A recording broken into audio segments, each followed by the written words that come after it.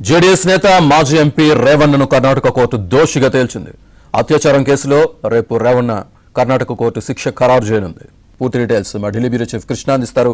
కృష్ణ, శ్రీనివాస్, ప్రజా ప్రతినిధులకు సంబంధించినటువంటి కేసులను విచారించే ప్రత్యేక కోర్టు బెంగళూరులో ఈ రోజు జనతాదళ్ జేడీఎస్ సంబంధించినటువంటి నేత మాజీ ఎంపీ అయినటువంటి ప్రజ్వల్ రేవణ్ణకు రేప్ కేసులో శిక్షను అతన్ని దోషిగా ఖరారు చేసింది.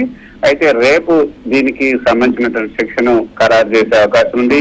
గతంలో మనం చూసాం, కోవిడ్ సమయంలో తన ఇంట్లో అదేవిధంగా ఫామ్ హౌస్ లో పనిచేస్తున్నటువంటి ఒక మహిళను రేప్ చేసినట్లుగా ఆరోపణలు వచ్చాయి. దానికి సంబంధించినటువంటి కేసు కూడా నడిచింది. 2002 నుంచి కూడా ఈ కేసు నడుస్తుంది. 2021 లాక్డౌన్ పీరియడ్ లో ఈ కేసు జరిగింది.